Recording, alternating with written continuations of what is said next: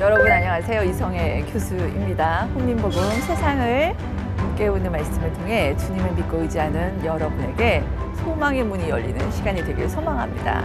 오늘도 귀한 분들 패널로 참석해 주셨습니다. 반갑습니다. 안녕하세요. 반갑습니다. 네, 반갑습니다. 오늘은 이제 3장을 같이 볼 것인데 3장에서는 자신 태어나지 말았어야 함을 한 표현을 통해서 얘기를 하고 있어요. 그런데 그의 말이 1, 2장에서 재난을 당할 때 하나님 입술로도 내가 범죄치 아니하겠습니다 라고 했던 것과는 반대되는 내용인 것 같아요. 그런 말이 오늘 쏟아져 나옵니다. 어떻게 이것을 이해해야 할까가 우리의 큰 난제입니다. 이것은 우리의 난제만이 아니라 학자들도 목사님들도 이것을 어떻게 설교하나 하다가 42장으로 넘어갑니다. 네, 1, 2장에서 의인이 고난받는데 잘 견디면 어떻게 한다? 42장으로 넘어가서 2배 축복을 받습니다. 믿습니까? 이렇게 되어지고 있어요. 그런데 하나님께서는 저희들에게 욥기 3장을 주셨습니다. 욥이 너무 힘들어서 어려움을 얘기해요. 이것이 혼자서 하는 독백이냐 아니면 이게 탄식이냐 이런 부분들이 나타나 있어요. 그런데 가만히 살펴보면 이것이 탄식이 더 가깝습니다. 그 대상이 하나님이에요.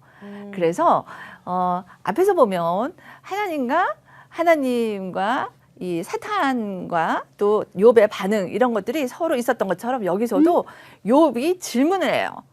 어떻게 이런 일이 일어날 수 있습니까? 그러면은 나중에 38장에 가서는 하나님이 그것에 대해서 답을 줍니다. 그래서 굉장히 큰 갭이 있지만 이 3장에 대한 하나님의 응답은 38장에서 나타나는 것을 볼 수가 있어요. 그러니까 하나님을 향해서 막 탄식한다는 거죠. 대상이 있다는 거죠. 네, 대상이 있어요. 그래서 한번 보면은 큰 그림은 이렇게 되어지고 있어요. 1에서 3장은 생일을 저주하고 있어요. 그리고 난 다음에 3절에서 10절은 이제 태어났던 거 있죠. 태어난 날에 대해서 자기 존재에 대해서 저주를 합니다. 20절에서 26절에서 보면은 현재에 대한 고난의 탄식이 있어요. 그리고 이렇게 살짝 살펴보면 과거에 엄마의 모태 왜 조성되었는가에 대한 탄식이죠. 그 다음에 왜 태어나게 하셨습니까? 아주 먼 과거에서 그 다음 과거로 오고 그 다음에는 현재 태어나서는 왜 고난을 겪게 하십니까? 이에 대한 탄식이 시간별로 해서 나타나고 있는 게 3장이에요. 이게 3장이 이해가 어렵다고 하는데 이 시간 순서로 이렇게 되어 있구나를 이해하시면 도움이 되실 것 같아요. 그러면 우리가 이 도입부에 있는 생일을 저주하는데 어떤 내용이 담겨 있는지 우리 조원석님부터 한번 읽어봐 주시겠습니까? 그 후에 욥이 입을 열어 자기의 생일을 저주하니라. 욥이 입을 열어 이르되 내가 난 날이 멸망하였더라면 사내 아이를 베었다 하던 그 밤도 그러하였더라면. 여기에서 아멘 보면 아멘을 못하겠는데요. 못하겠어요. 아멘이 나올 뻔했는데 아멘 못하겠어요. 못하겠어요. 욥이 입을 열어서 자기 생일을 저주합니다. 그죠? 네. 이 1, 2장에서 재난을 당할 때 입술로도 범죄하지 아니하고 그랬던 욥인데 7일을 딱 지나고 나서 입을 열어서 지금 자기의 생일을 저주하고 있어요. 이 생일을 저주한다는 것은 생일, 태어난 birthday가 아니고 이 lifetime, 자기의 생애를 저주한다고 히브리어로 번역이 가능해요. 네, 지난 날들에 대해서 지금 저주를 하는 거예요. 여러분, 1, 2장과 합하여 이제 이 3장 이것을 어떻게 이해하시겠습니까? 좀 이해가 안 되긴 해요. 네. 왔다 갔다 좀 하는 느낌. 왔다 그 갔다? 말씀과 되게 많이 이렇게 대입이 되는 것 같아요. 욥은 하나님 앞에 경건한 자였다. 네. 예, 그 말씀과. 하나님이 3번이나 얘기했잖아요. 그러니까 그죠? 욥이 하나님께 경건한 자였는데 왜 나에게? 지나간 생애를 내가 이렇게 하나님 앞에 경건한 자로 살았는데 왜 지금 나에게? 라고 하는 그 말씀과 저는 이렇게 딱 욥의 입장에서 이해가 되신다. 뭔가 이렇게 대립되는. 대립되는, 네. 반대되는. 그러니까 내가 이렇게 살았는데 왜 저에게? 이런 아주 함축적으로 욥의 입장을 얘기하고 있는 것 같아요. 늘 얘기하지만 여기 오셔서 강조하셔야 되지 않을까라는 생각이 듭니다.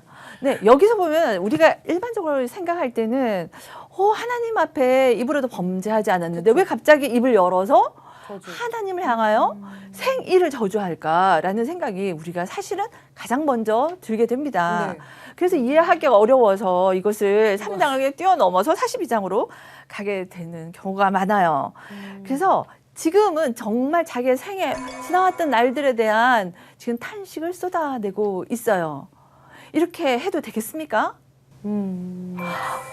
하기가 조금 그죠 우리가 어떻게 이럴 수 있을까 생각이 드는데 그 다음도 같이 한번 보도록 할까요? 우리 장혜원님 한번 읽어봐 주시겠습니까? 내가 낱날이 멸망하였더라면 사내 아이를 베었다 하던 그 밤도 그러하였더라면 그 날이 캄캄하였더라면 하나님이 위에서 돌아보지 않으셨더라면 빛도 그 날을 비추지 않았더라면 어둠과 죽음의 그늘이 그날을 자기의 것이라 주장하였더라면 구름이 그 위에 덮였더라면 흑암이 그 날을 덮었더라면. 놀랍죠? 아이고. 그 다음이 더 있습니다. 우리 박찬송님 읽어봐 주시겠어요?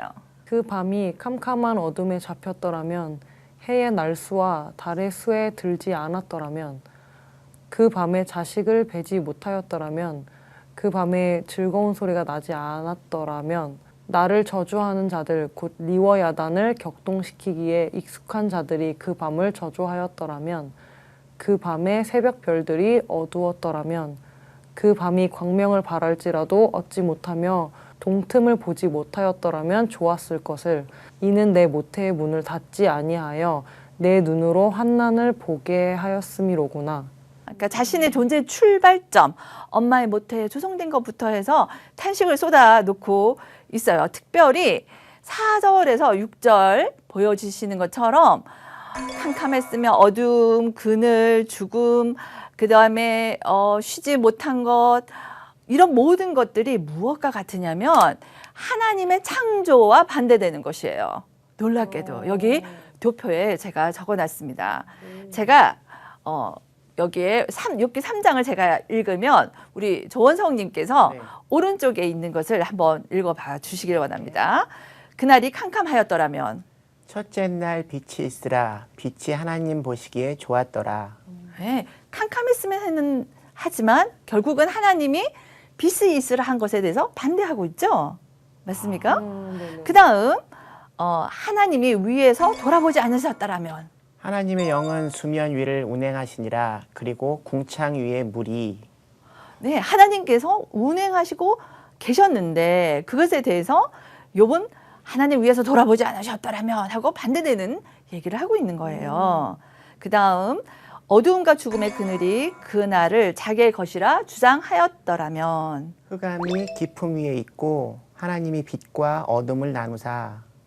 네, 하나님께서는 빛과 어둠을 나눴는데 욥은 무엇이라고 하냐면 어둠과 죽음이 주장하였더라면 이라고 얘기를 하고 있어요.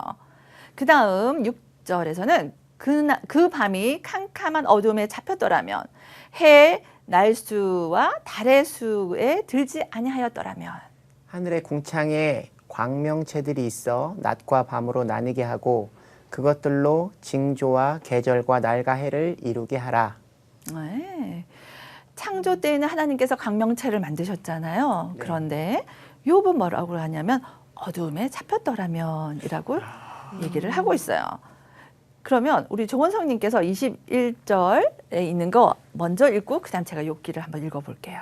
하나님이 큰 바다 짐승들과 물에서 번성하여 움직이는 모든 생물들을 그 종류대로 창조하시니 하나님 보시기에 좋았더라. 네, 하나님 보시기에 좋았더라 했는데 욥은 어떻게 얘기하냐면 날들을 저주한 자들 곧 리워야단을 격동시키기에 익숙한 자들이 그 밤을 저주하였더라면 그 다음 또 광명체들이 하늘의 궁창에 있어 땅을 비추라 하시니 그대로 되니라. 하나님이 보시기에 좋았더라. 정말 놀라운 거는 욥기 3장 전체가 우리가 그냥 읽을 때는 우리가 그냥 욥이 너무 힘들어서 탄식하나 보다라고 생각을 하지만 사실상은 뭐냐면 하나님이 하신 최고의 일이 창조일 아니겠어요? 네.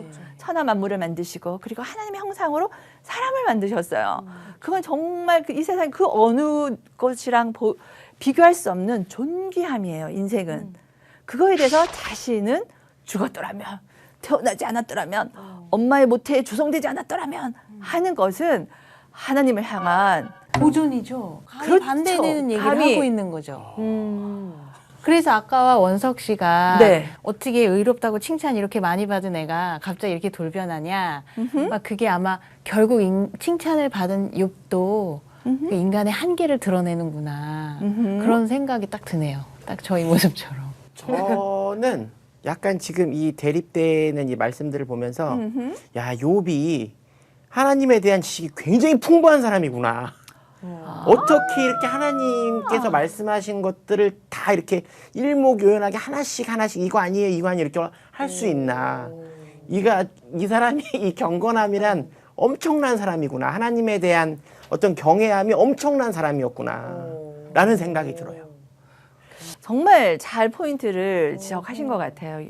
이제 사실은 왼쪽에 있는 욥기 3장에 나타나는 욥의 탄식만 보면 아니 감히 하나님을 향하여 맞아요. 저는 그렇게 생각했어요. 이렇게 탄식을 해도 되는 것인가? 욥? 찬성님 이렇게 탄식을 하면 되는 겁니까? 하나님께 날 왜 태어나게 하셨습니까?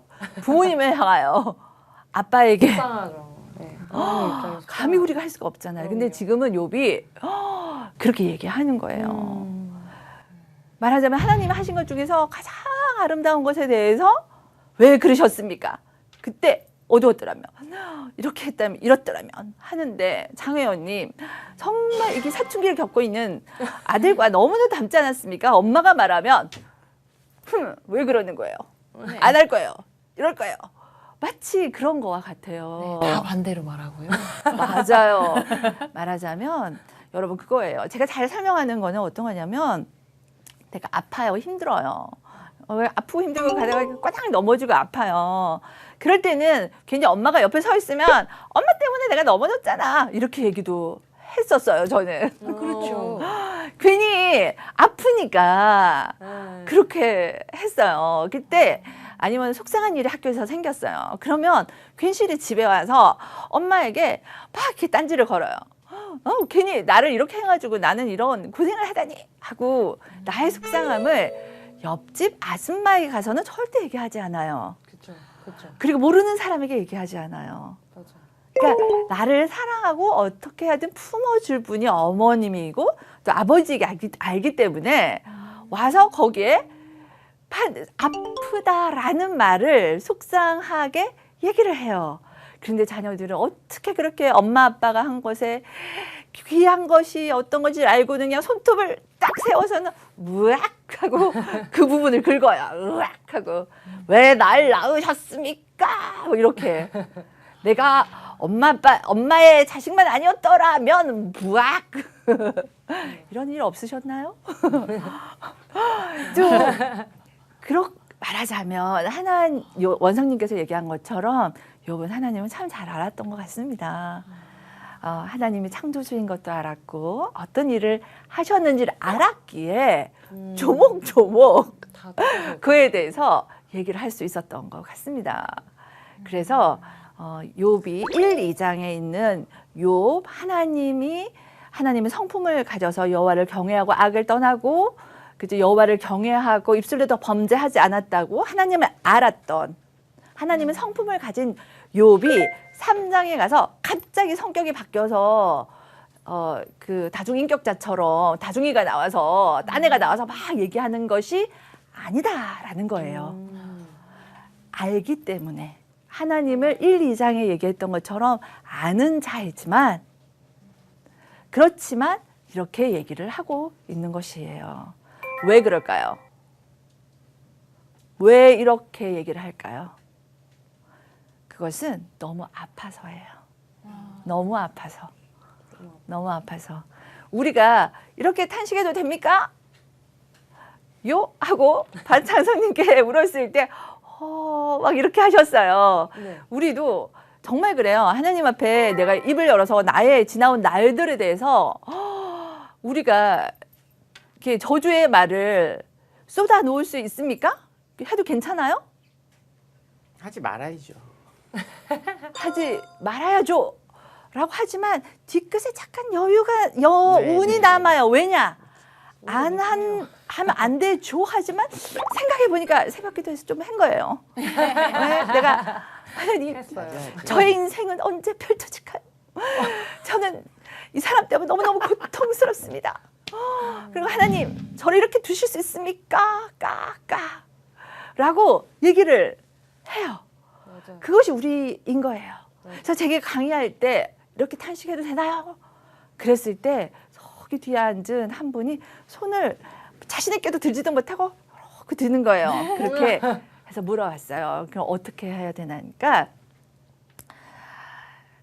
인생은 탄식할 수밖에 없는 존재입니다. 이렇게 얘기하시더라고요. 그래서 딩동댕이라고 했어요. 그렇습니다. 우리가 어려움을 겪을 때 감당할 수 없는 어려움이 있을 때는 하나님 앞에 우리도 모르게 탄식이 터져 나와요. 하나님의 존재에 대해서 탄식이 막 터져 나와요. 저를 죽여 주시옵소서 이런 탄식이 막 터져 나와요. 그런데 하면 안 되지만 이미 했기 때문에 해도 됩니까 하면은 이미 해버렸기 때문에 안 해야 된다라는 말도 못 하겠고 이미 해버렸고 그래서 어떻게 될 바를 모르는 것이 저희입니다. 그래서 결국은 우리는 탄식할 수밖에 없는 인생이다라는 것을 오늘 말씀을 얘기를 해주고 있습니다. 그래서 오늘 우리가 볼 수 있는 것은 욥기가 자기 존재에 대해서 탄식을 할 때 이것은 하나님을 잘 알고 있었기 때문에 하나님 앞에서 이런 탄식을 할 수 있었구나라는 것을 이 창세기에 나타난 1장과 2장에 나타나 있는 창조의 기사와 비교해서 보니 반대되는 얘기는 하고 있지만 원성님께서 아주 예리하게 얘기한 것처럼 그 말은 다른 말로 하나님이 창조주인 것은 욥을 알고 있었구나 라는 것으로 3장의 앞부분에 나타나 있는 욥의 탄식을 이렇게 정리할 수 있을 것 같습니다. 그 다음에 나타나는 게 욥이 11절에서 19절이에요. 이제 왜 나를 태어나게 하셨습니까? 네, 태어나서 왜 죽지 않게 놔두셨습니까? 하는 부분이 있어요. 이것을 우리 장혜원님 한번 읽어봐 주시겠습니까? 어찌하여 내가 태에서 죽어 나오지 아니하였던가? 어찌하여 내 어머니가 해산할 때에 내가 숨지지 아니하였던가? 어찌하여 무릎이 나를 받았던가? 어찌하여 내가 젖을 빨았던가? 그렇지 아니하였던들 이제는 내가 평안히 누워서 자고 쉬었을 것이니 자기를 위하여 폐허를 일으킨 세상 임금들과 모사들과 함께 있었을 것이요. 아멘. 아멘. 그리고 조금 더 있어요. 네, 혹시 금을 가지며 은으로 집을 채운 고관들과 함께 있었을 것이며 또는 낙태되어 땅에 묻힌 아이처럼 나는 존재하지 않았겠고 빛을 보지 못한 아이들 같았을 것이라. 거기서는 악한 자가 소요를 그치며 거기서는 피곤한 자가 쉼을 얻으며 거기서는 갇힌 자가 다 함께 평안히 있어 감독자의 호통 소리를 듣지 아니하며 거기서는 작은 자와 큰 자가 함께 있고 종이 상전에게서 놓이느니라. 아멘이라 하기 참 아멘. 어렵죠. 여기에서 17절에서 19절까지 나오는 거기가 어디일까요? 거기는 죽음의 곳이에요. 그러니까 말하자면 죽었으면 좋았을 것을 왜냐하면 거기서는요 죽으면 피곤한 자는 쉼을 얻잖아요. 그죠? 욥은 너무 몸의 고통 이게 뭐 자녀들이 죽고 이거 재산 잃고의 문제가 아닌 거예요. 이제는 자신의 몸의 고통으로 어찌할 줄 못해서 피곤함을 쉬지를 못해요. 그런데 죽으면 쉼이 있지 않겠느냐. 거기에는 평안이 있어서 감독자가 막 호통치는 소리도 없는 거예요. 그리고 거기는 종이든 큰 자든 다 동일하지 않겠느냐. 곧 어떤 말이냐면 태어나서 죽었더라면 좋았을 것인데 라고 얘기를 하고 있어요. 이게 앞에 있는 11, 12, 13절에서 보면 엄마가 나를 낳지 않았더라면 이라고 얘기를 하고 있는 것입니다. 그렇게 자신이 죽음의 세계에 살았으면 태어나서 죽었더라면 좋지 않았을까라는 것을 얘기를 하고 있어요. 여러분, 이 욥의 이름이 뜻이 뭐죠? 여기 같이 한번 읽어볼까요? 시작. 내 아버지는 어디에 계시는가? 네, 욥의 이름의 뜻이 내 아버지는 어디에 계시는가인데 어머나 지금의 상황이 정말 욥에게는 나의 아버지는 어디에 계시는가 라는 것이 잘 드러나 있는 3장의 탄식으로 보여집니다. 그래서 욥의 지금 상황은 어떠하냐면 1장 10절에 있는 거 조건성님 한번 읽어봐 주시겠습니까? 주께서 그와 그의 집과 그의 모든 소유물을 울타리로 두르심 때문이 아니니까. 네, 이것은 사단이 하나님께 욥이 하나님을 경외하는 이유는요. 여기에 있는 그와 그의 집, 그의 소유를 다 울타리로 둘러줘서 그가 하나님을 경외하는 거 아닙니까? 라고 했단 말이에요. 이웃들이. 이 사탄이가 사탄. 하나님께 예, 예. 그렇게 얘기를 했어요. 그런데 지금 상황은 어떤 거예요? 그의 모든 소유물이 없어지고 그의 자녀들이 다 죽었고 이제는 자신조차도 지금 고통 가운데 있는 이 모든 울타리가 사라진 상황입니다. 그래서 우리에게 주어지는 큰 질문을 여러분에게 던지고 이번 시간을 마감할까 해요. 여러분 고난 속에서 하나님 앞에서 탄식해도 됩니까? 탄식해도 될 것 같습니다. 정말로요? 이렇게 탄식을 해도 될까요?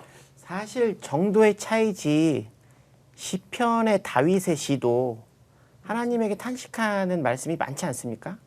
사실 욥이 정도의 차이지 탄식하는 이런 말씀들은 성경에도 굉장히 많은 걸로 알고 있거든요. 네. 근데 욥이 좀 세긴 세네요. 그렇죠. 강도가 좀 세. 여기 23장 10절 장혜언님 한번 읽어봐 주시겠습니까? 네.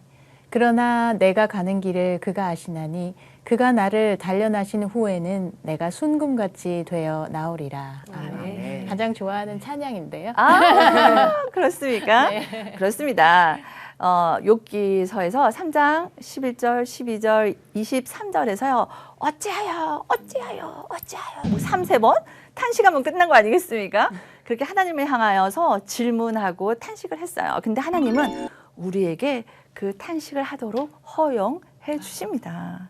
그리고 우리의 존재는 하나님께 탄식할 수밖에 없는 존재라는 것입니다. 오늘 이것을 기억하고 우리가 탄식할 때 죄책감을 가질 필요가 없는 것은 내가 하나님을 알고 하나님이 나를 알기 때문에 인간으로서 감당할 수 없는 일들이 있을 때 나는 탄식할 수밖에 없는 존재이구나.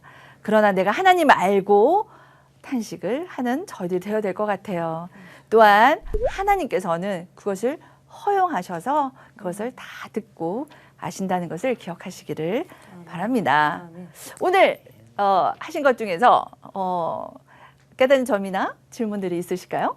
제가 오늘 좀 이해가 안 됐다가 교수님께서 그 하나님과 욥의 그 관계, 아버지와 아들의 관계로 아까 비유로 설명해 주셨을 때 네. 짠 하고 이해가 되면서 저희 사춘기 아이가 있거든요. 네. 그 아이와 제 관계를 보니까 정확하게 이해가 되더라고요. 네. 그 막 정말 힘들어서 매일 탄식을 하거든요. 네, 맞아요. 근데 탄식할 때 꼭 저한테 제가 가장 저희 아이한테 소중하게 했던 것들을 걸고 넘어져요. 맞아요. 그러니까 아까 하나님께서 손톱을 세고. 네, 그 전국을 찌르는 거죠. 아는 맞아요. 거예요. 제가 정성 들이고 사랑을 많이 실었던 부분들을 네. 이렇게 꼬아서 저를 찔러요. 근데 아까 어찌 그리 창조하신 그 부분, 하나님께서 창조주로서 우리에게 해주신 부분을 네. 전곡을 다 조목조목조목 꼭 그렇게 조목조목 찔러요. 네, 맞아요. 그래서 그런 걸 보면서 얘가 이럴 수 있는 건 제가 진정한 엄마이기 때문인 거죠. 네. 그러니까 하나님과 욥이 하나님이 자기 아버지인 걸 알았기 때문에 그렇게 당당하게 속까지 다 뒤집어서 하나님께 말씀을 드릴 수 있었던 것처럼 저희 아이가 그런 것처럼 네. 우리가 그런 관계구나 아버지 하나님과 네. 그래서 탄식해도 되겠다 오늘 그런 생각을 네, 그렇습니다. 네. 또 딴 분 있으실까요? 네, 저는 지금까지 이제 주신 욥기 말씀 전체가 마치 올바른 기도의 순서 같았어요. 먼저 감사기도 드리고 그다음에 이제 탄식의 기도를 드리는 것처럼 언젠가 제가 주일 예배 말씀에서 그런 말씀 드린 적이 있거든요. 응답받는 기도를 하는 방법은 성경을 찝어서 아버지 여기 말씀하셨잖아요 라고 네. 기도하면 하나님께서 들어주신다라는 말씀을 하셨는데 그런 말씀을 들은 적이 있는데 탄식 또한 하나님에게 정확한 근거를 제시하면서 네. 아버지 저 힘듭니다 라고 찝을 수 있는 하나님의 경외함을 가져야겠다. 그리고 하나님에 대한 지식을 더 넓혀야겠다라는 개인적인 생각을 했습니다. 아멘입니다.